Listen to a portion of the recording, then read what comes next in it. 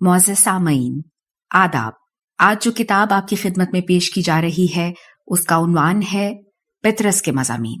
یہ کتاب فروری سن 2003 میں فضلی سنز پرائیویٹ لمیٹڈ کی جانب سے شائع کی گئی اور یہ کتاب national audio library for the blind کی جانب سے پیش کی جا رہی ہے۔ میں ہوں صداکار حمیرہ تحسین۔ پیش خدمت ہے مضمون نمبر 11 از جناب پطرس بخاری، لاہور کا جغرافیہ۔ تمہید کے طور پر صرف اتنا عرض کرنا چاہتا ہوں کہ لاہور کو دریافت ہوئے اب بہت عرصہ گزر چکا ہے، اس لیے دلائل و براہین سے اس کے وجود کو ثابت کرنے کی ضرورت نہیں۔ یہ کہنے کی اب ضرورت نہیں کہ کرے کو دائیں سے بائیں گھمائیے حتیٰ کہ ہندوستان کا ملک آپ کے سامنے آ کر ٹھہر جائے، پھر فلاں طول البلد اور فلاں عرض البلد کے مقام انقطاع پر لاہور کا نام تلاش کیجیے۔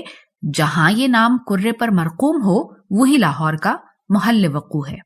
اس ساری تحقیقات کو مختصر مگر جامع الفاظ میں بزرگ یوں بیان کرتے ہیں کہ لاہور ہی ہے۔ اگر اس پتے سے آپ کو لاہور نہیں مل سکتا تو آپ کی تعلیم ناقص اور آپ کی ذہانت فاتر ہے۔ محل وقوع، ایک دو غلط فہمیاں البتہ ضرور رفع کرنا چاہتا ہوں۔ لاہور پنجاب میں واقع ہے، لیکن پنجاب اب پنج آب نہیں رہا۔ اس 5 دریاؤں کی سرزمین میں اب صرف 4 دریا بہتے ہیں اور جو نصف دریا ہے وہ تو اب بہنے کے قابل بھی نہیں رہا۔ اسی کو اصطلاح میں راوی ضعیف کہتے ہیں۔ ملنے کا پتہ یہ ہے کہ شہر کے قریب 2 پل بنے ہیں، ان کے نیچے ریت میں یہ دریا لیٹا رہتا ہے، بہنے کا شغل عرصے سے بند ہے۔ اس لیے یہ بتانا بھی مشکل ہے کہ شہر دریا کے دائیں کنارے پر واقع ہے یا بائیں کنارے پر۔ لاہور تک پہنچنے کے کئی راستے ہیں، لیکن 2 ان میں سے بہت مشہور ہیں۔ ایک پشاور سے آتا ہے اور دوسرا دلی سے۔ وسط ایشیا کے حملہ پشاور کے رستے اور یو پی کے حملہ دہلی کے رستے وارد ہوتے ہیں۔ اول الذکر اہل سیف کہلاتے ہیں اور غزنوی یا غوری تخلص کرتے ہیں۔ مؤخر الذکر اہل زبان کہلاتے ہیں، یہ بھی تخلص کرتے ہیں اور اس میں ید طولا رکھتے ہیں۔ حدود اربا کہتے ہیں کسی زمانے میں لاہور کا حدود اربا بھی ہوا کرتا تھا، لیکن طلباء کی سہولت کے لیے میونسپلٹی نے اس کو منسوخ کر دیا ہے۔ اب لاہور کے چاروں طرف بھی لاہور ہی واقع ہے اور روز بروز واقع تر ہو رہا ہے۔ ماہرین کا اندازہ ہے کہ 10-20 سال کے اندر لاہور ایک صوبے کا نام ہوگا جس کا دارالخلافہ پنجاب ہوگا۔ یوں سمجھیے کہ لاہور ایک جسم ہے جس کے ہر حصے پر ورم نمودار ہو رہا ہے، لیکن ورم مواد فاسد سے بھرا ہے، گویا یہ توسیع عارضہ ہے جو اس کے جسم کو لاحق ہے۔ آب و ہوا، لاہور کی آب و ہوا کے متعلق طرح طرح کی روایات مشہور ہیں جو تقریباً سب کی سب غلط ہیں۔ حقیقت یہ ہے کہ لاہور کے باشندوں نے حال ہی میں یہ خواہش ظاہر کی ہے کہ اور شہروں کی طرح ہمیں بھی آب و ہوا دی جائے۔ میونسپلٹی بڑی بحث و تمہیز کے بعد اس نتیجے پر پہنچی ہے کہ اس ترقی کے دور میں، جبکہ دنیا میں کئی ممالک کو ہوم رول مل رہا ہے اور لوگوں میں بیداری کے آثار پیدا ہو رہے ہیں، اہل لاہور کی یہ خواہش ناجائز نہیں بلکہ ہمدردانہ غور و خوض کی مستحق ہے۔ لیکن بدقسمتی سے کمیٹی کے پاس ہوا کی قلت ہے، اس لیے لوگوں کو ہدایت کی گئی ہے کہ مفاد عامہ کے پیش نظر اہل شہر ہوا کا بیجا استعمال نہ کریں، بلکہ جہاں تک ہو سکے کفایت شعاری سے کام لیں۔ چنانچہ اب لاہور میں عام ضروریات کے لیے ہوا کی بجائے گرد اور خاص حالات میں دھواں استعمال کیا جاتا ہے۔ کمیٹی نے جا بجا دھوئیں اور گرد کے مہیا کرنے کے لیے مرکز کھول دیے ہیں جہاں یہ مرکبات مفت تقسیم کیے جاتے ہیں۔ امید کی جاتی ہے کہ اس سے نہایت تسلی بخش نتائج برآمد ہوں گے۔ بہم رسانی آب کے لیے ایک اسکیم عرصے سے کمیٹی کے زیر غور ہے۔ یہ اسکیم نظام سقے کے وقت سے چلی آتی ہے، لیکن مصیبت یہ ہے کہ نظام سقے کے اپنے ہاتھ کے لکھے ہوئے اہم مسودات بعض تو تلف ہو چکے ہیں اور جو باقی ہیں ان کے پڑھنے میں بہت دقت پیش آ رہی ہے۔ اس لیے ممکن ہے تحقیق و تدقیق میں چند سال اور لگ جائیں۔ عارضی طور پر پانی کا یہ انتظام کیا گیا ہے کہ فی الحال بارش کے پانی کو حد الوسع شہر سے باہر نکلنے نہیں دیتے۔ اس میں کمیٹی کو بہت کامیابی حاصل ہوئی ہے۔ امید کی جاتی ہے کہ تھوڑے ہی عرصے میں ہر محلے کا اپنا ایک دریا ہوگا جس میں رفتہ رفتہ مچھلیاں پیدا ہوں گی اور ہر مچھلی کے پیٹ میں کمیٹی کی ایک انگوٹھی ہوگی جو رائے دہندگی کے موقع پر ہر رائے دہندہ پہن کر آئے گا۔ نظام سقے کے مسودات سے اس قدر ضرور ثابت ہوا ہے کہ پانی پہنچانے کے لیے نل ضروری ہیں، چنانچہ کمیٹی نے کروڑ روپے خرچ کر کے جا بجا نل لگوا دیے ہیں۔ فی الحال ان میں ہائیڈروجن اور آکسیجن بھری ہے، لیکن ماہرین کی رائے ہے کہ ایک نہ ایک دن یہ گیسیں ضرور مل کر پانی بن جائیں گی۔ چنانچہ بعض نلوں میں اب بھی چند قطرے روزانہ ٹپکتے ہیں۔ اہل شہر کو ہدایت کی گئی ہے کہ اپنے اپنے گھڑے نلوں کے نیچے رکھ چھوڑیں تاکہ عین وقت پر تاخیر کی وجہ سے کسی کو دل شکنی نہ ہو۔ شہر کے لوگ اس پر بہت خوشیاں منا رہے ہیں۔ ذرائع آمد و رفت: جو سیاح لاہور تشریف لانے کا ارادہ رکھتے ہیں ان کو یہاں کے ذرائع آمد و رفت کے متعلق چند ضروری باتیں ذہن نشین کر لینی چاہیے تاکہ وہ یہاں کی سیاحت سے کما حقہ اثر پذیر ہو سکے۔ جو سڑک بل کھاتی ہوئی لاہور کے بازاروں میں سے گزرتی ہے تاریخی اعتبار سے بہت اہم ہے۔ یہ وہی سڑک ہے جسے شیر شاہ سوری نے بنایا تھا۔ یہ آثار قدیمہ میں شمار ہوتی ہے اور بے حد احترام کی نظروں سے دیکھی جاتی ہے، چنانچہ اس میں کسی قسم کا رد و بدل گوارا نہیں کیا جاتا۔ وہ قدیم تاریخی گڑھے اور خندقیں جوں کی توں موجود ہیں جنہوں نے کئی سلطنتوں کے تختے الٹ دیے تھے۔ آج کل بھی کئی لوگوں کے تختے یہاں الٹتے ہیں اور عظمت رفتہ کی یاد دلا کر انسان کو عبرت سکھاتے ہیں۔ بعض لوگ زیادہ عبرت پکڑنے کے لیے ان تختوں کے نیچے کہیں کہیں 2 ایک پہیے لگا لیتے ہیں اور سامنے 2 ہک لگا کر ان میں ایک گھوڑا ٹانگ دیتے ہیں۔ اصطلاح میں اس کو ٹانگا کہتے ہیں۔ شوقین لوگ اس تختے پر موم جامہ منڈ لیتے ہیں تاکہ پھسلنے میں سہولت ہو اور بہت زیادہ عبرت پکڑی جائے۔ اصلی اور خالص گھوڑے لاہور میں خوراک کے کام آتے ہیں۔ قصابوں کی دکانوں پر انہی کا گوشت بکتا ہے اور زین کس کر کھایا جاتا ہے۔ ٹانگوں میں ان کے بجائے بناسپتی گھوڑے استعمال کیے جاتے ہیں۔ بناسپتی گھوڑا شکل و صورت میں دمدار تارے سے ملتا ہے کیونکہ اس گھوڑے کی ساخت میں دم زیادہ اور گھوڑا کم پایا جاتا ہے۔ حرکت کرتے وقت اپنی دم کو دبا لیتا ہے اور اس ضبط نفس سے اپنی رفتار میں ایک سنجیدہ اعتدال پیدا کرتا ہے تاکہ سڑک کا ہر تاریخی گڑھا اور تانگے کا ہر ہچکولا اپنا نقش آپ پر ثبت کرتا جائے اور آپ کا ہر ایک مسام لطف اندوز ہو سکے۔ قابل دید مقامات: لاہور میں قابل دید مقامات مشکل سے ملتے ہیں۔ اس کی وجہ یہ ہے کہ لاہور میں ہر عمارت کی بیرونی دیواریں دوہری بنائی جاتی ہیں۔ پہلے اینٹوں اور چونے سے دیوار کھڑی کرتے ہیں اور پھر اس پر اشتہاروں کو پلستر کر دیا جاتا ہے جو دبازت میں رفتہ رفتہ بڑھتا جاتا ہے۔ شروع میں چھوٹے سائز کے مبہم اور غیر معروف اشتہارات چپکائے جاتے ہیں، مثلا اہل لاہور کو مژدہ، اچھا اور سستا مال۔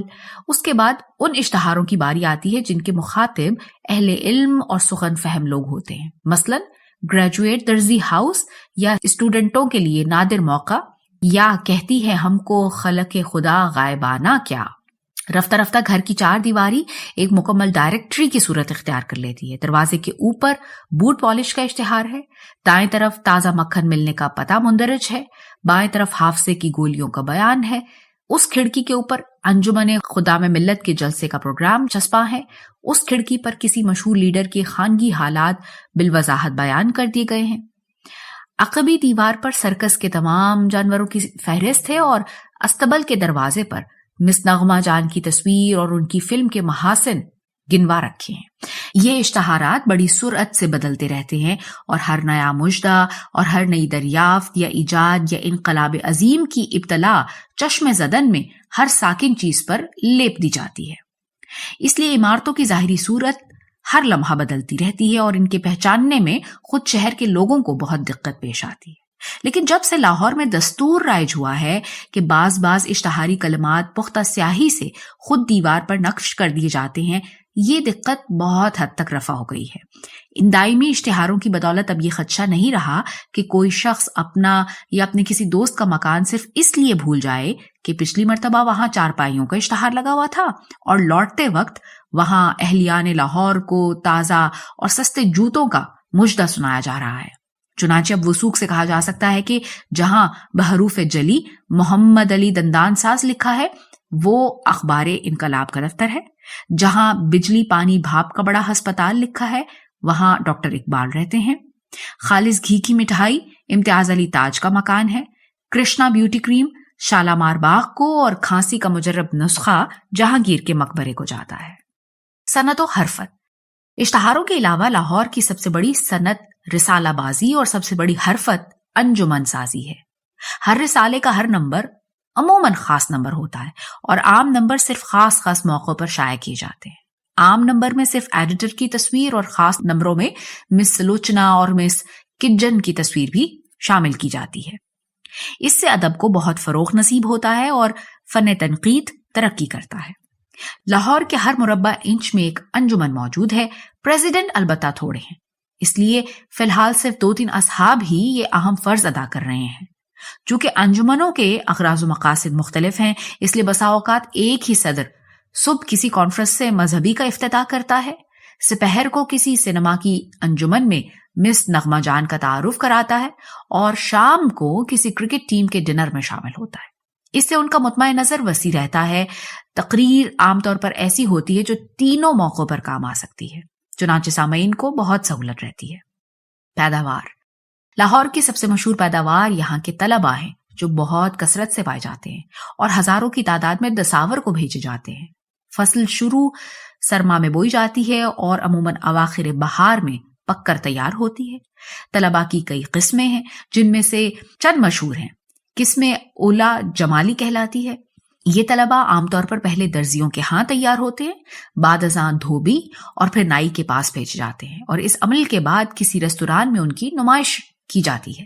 غروب آفتاب کے بعد کسی سینما یا سینما کے گرد و نواح میں رخ روشن کے آگے شمع رکھ کر وہ یہ کہتے ہیں، ادھر جاتا ہے دیکھیں یا ادھر پروانہ آتا ہے۔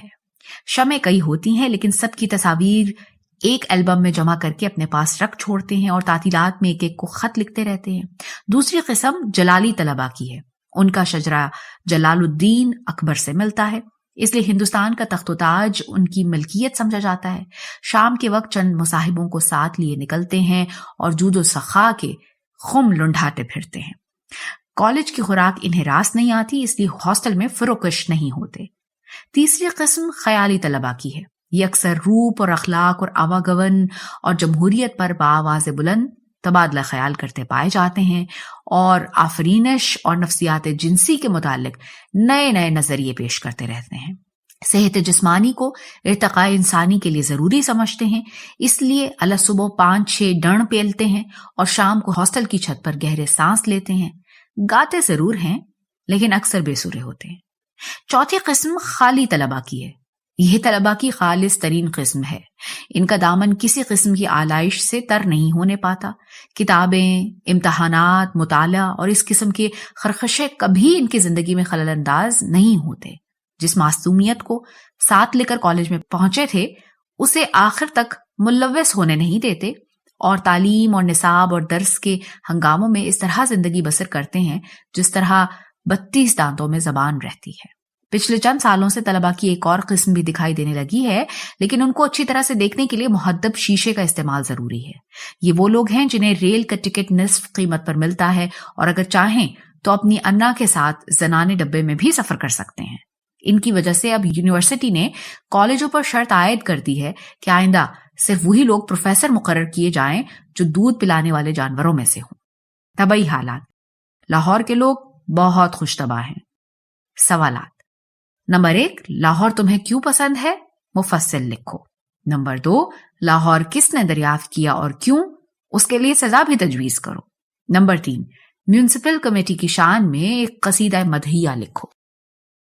معزز سامعین، جو ریکارڈنگ آپ نے ابھی سماعت فرمائی اسے national audio library for the blind کی جانب سے پیش کیا گیا ہے۔